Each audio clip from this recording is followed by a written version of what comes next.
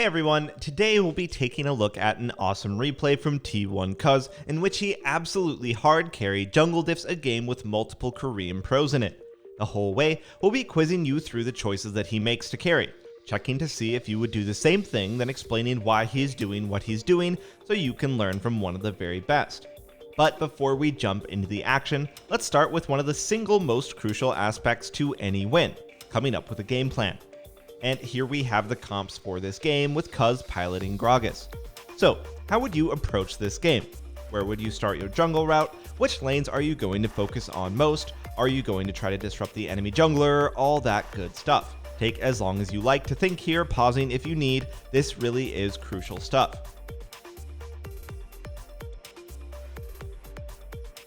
Alright, so first up, what is the enemy team's win condition?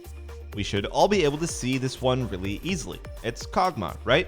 He's pretty much their only chance at winning this game outside of a complete team-wide stomp, since he's their only real damage threat. Beyond that, Poppy isn't really a jungler worth prioritizing as a way to win the game, meaning that trying to lower her farm, put her behind in XP, etc. is not a win condition here. Yes, we want to ward her out. Yes, we want to prevent her from ganking our lanes, all that good stuff, but trying to specifically put her behind is not going to provide as much value as it would against, for example, an Evelynn. The last thing I want to point out is that often we talk about focusing melee versus melee solo lane matchups, such as the one this game in top lane. But again, Kog'Maw is the enemy team's win condition, so that will trump all else. That doesn't mean Cuzz can't gank top, just that his initial pathing and overall priority will be the bottom lane. By the way, if you're enjoying the video, a sub to the channel would be incredible. With all that said, let's jump into the game as Cuzz starts out on his blue. Now, one thing we need to mention here as he clears is that Cuzz made a pretty hilarious mistake this game, accidentally taking magical footwear despite running Predator. Some pretty amazing anti-synergy there. We mention this specifically because it impacts his pathing. The very common Gragas route is to clear out one quadrant, base, buy boots, then get back on the map after that. Instead, we see a very weird route that doesn't even put him at level 3 after 3 camps, something we recently spoke against strongly in another video. We still very strongly believe that average players should not do routes like this as they won't understand when or why. Our guess here is that Cuzz is doing it to spend more time hovering mid, where his Lucian is quite gankable as well as wanting to avoid Grump, which is a bit rough for him at level 2 while still pathing from top to bottom. Either way, this whole thing was really strange and thrown off by the magical footwear, so let's just keep going. A few seconds later, he sees Poppy mid with 12 CS and moving into his jungle. What would you do and which camps did Poppy take? Take a few seconds to think and answer both.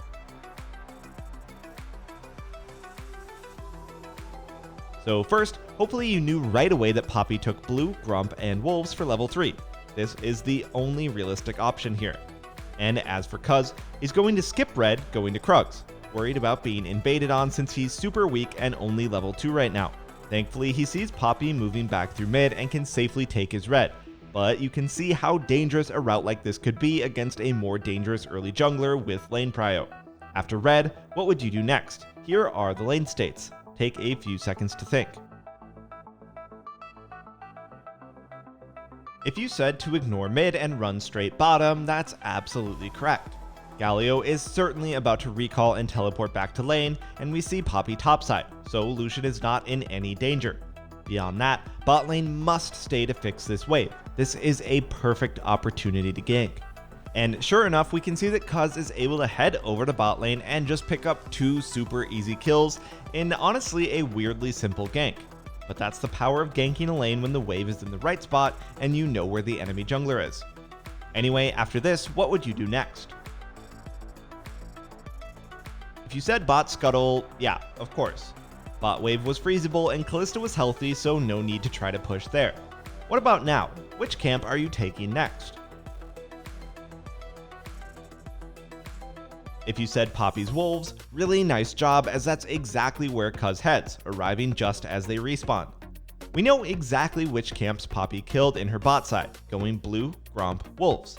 If you've watched our videos before, you know that in this situation, Grump will respawn right around 4 minutes. So then it makes sense that wolves would respawn around 4:20 to 4:30, right?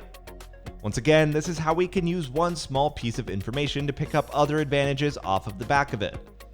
Also, why do you think we want to do wolves first here, then Gromp, instead of Gromp then wolves? Take a few seconds. So we still have eyes on Poppy as well as the enemy bot lane. Whenever you know you're totally safe while invading, as a general rule, you'll want to grab up the deeper camps at that point than the safer ones on your way out. That way, when you're lower on HP and maybe some people have started to rotate to you, you're closer to the exit. Anyway, after counter jungling the wolves, he does the same to the Gromp as we said, then just recalls here. As he's heading back onto the map here, where would you go next? Okay, so we're going to see him actually run to his raptors, which may seem a little bit odd. Wouldn't it be more efficient to go either Gromp or Cuzz on the edges and farm from there? Now he's in this awkward spot for farming, right? And yeah, that is a general principle of efficient farming, but that's not what he's going for here. Gragas is not a power farming champion. He's a strong ganker with large amounts of inherent utility and damage in his kit, only requiring a pretty low amount of gold to be effective. So yeah, he is sacrificing gold and XP with a slightly inefficient route. But what this allows him to do is hover mid right now when it's the only play on the map for the enemy team. And this is something that is really good to think about. Often there will only be one play on the map for the enemy, and it makes it extremely predictable if you're paying attention and positioning accordingly. Beyond that, now he can do Cuzz as Kalista arrives back in lane, covering her then. It's just a really nice choice from Cuzz that plays to his win conditions beautifully. I mean, you can so clearly see that he's not that worried about efficiently farming and just hovering lanes. Again, this is due to his champion and their very one-dimensional win condition of stopping Kog'Maw. Okay, after finishing off the Cuzz, what would you do next? Here are the lane states nearby, and take a few seconds.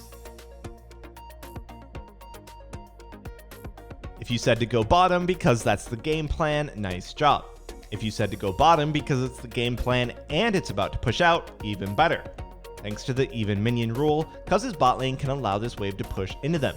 This is a perfect time to gank, especially with that control ward there. So he runs down to bottom, seeing that Poppy is nearby, so it's a bit of a tense situation and a good thing he's here. He's there perfectly as the wave pushes out, as we foresaw, getting Lulu's flash and ignite while lanterning out. Even if he didn't have a thresh and had to flash here, it's still super worth. Lulu is way more likely to be punished for not having flash than you are as the jungler. Anyway, what would you do next here if you were Cuzz? Take a few seconds to think. If you said to run all the way to wolves, nice job. He has plenty of sustain with 2 potions and a smite up, plus top scuttle is currently up.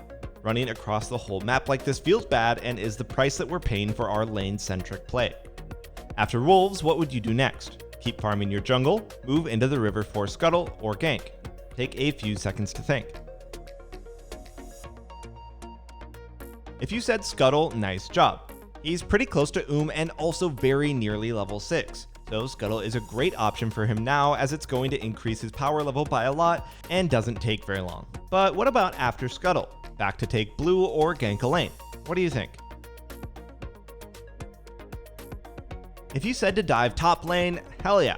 This is a great chance to dive. Renekton excels at setting up plays like these, and we're right in the area. He waits for the wave to crash, Bully continues to disrespect the dive, and just goes down easily. But wasn't this potentially a bit risky? We were bot side with Poppy, so she could have pathed top with us and counter ganked this, right? Well, not really. This was incredibly unlikely because we knew that Poppy had camps bot side to clear, because we took them and have the timers. Meanwhile, we ran straight top side, so we're way ahead of her pace unless she just randomly skipped a full bot side. Anyway, after the gank top, Gragas moves back to his top side to clear out blue and Gromp before recalling, and what do you know? Even in Korean Challenger, you can babysit a lane all you want, and they'll still die the moment you leave them alone. Some things never change. But moving on, where would you go off this reset? Take a few seconds to think. Okay, hopefully this one looked familiar because it's pretty much the exact situation that we had earlier, where Lucian is in lane but Kalista isn't yet. So we're going to do the same thing, heading for Raptors to cover mid, then farming down toward bottom once they're back in lane. What would you do next after red? take a few seconds. If you said to take Dragon, really nice job. This is a perfect chance. Both of his lanes are pushing, but neither are diveable since everyone is full HP, but he still wants to be in the area in case Poppy ganks his pushing lanes, so Dragon allows him to stay nearby while getting something done. After Dragon, he even moves in to scout with his sweeper, having seen Poppy in the area. He's just providing so much help for his bot lane in different ways. After that, he finds a play on Galio mid, finally having his magical footwear so he can use his keystone and chase him down. At this point, Cuzz has successfully ganked every lane, taken a neutral objective, counter-jungled, and been in position repeatedly to keep his mid and bot lane safe. With such a strong early game and a really good early game comp, the blue team just starts to really snowball out of control. We can see that Cuzz enabled his Kalista to get a huge lead, nearly 1500 gold, despite them losing the 2v2 multiple times. With all the help that Cuzz gave them, Cog still has 3 kills. Imagine how bad that lane could have been if he didn't play to it. So how did we all do? I'm sure that all of us would have played this out exactly like Cuzz did for the easy jungle diff carry in Korean Challenger. Looking back, this was just a really beautiful game from Cuzz, where he so clearly understood both teams' win conditions, knowing that it all hinged around bot lane, and playing to it extremely well, constantly covering exposed lanes, pathing for that win condition rather than to maximize farm, etc. By the way, you should know where these videos come from. Our hyper improvement platform Skillcapped is by far the best place to be if you want to actually improve at League of Legends. You can input your rank before you sign up and see where we think you'll climb to. If you don't reach that rank while actively using Skillcapped, you can claim a full refund. That's like a gym membership guaranteeing you'll get ripped or you get your money back. We offer this because our service really does work, and if it doesn't, you shouldn't have to pay for it. So be sure to check us out after this. Anyway, that's going to do it for today. Thanks so much for watching, everyone, and we'll see you next time.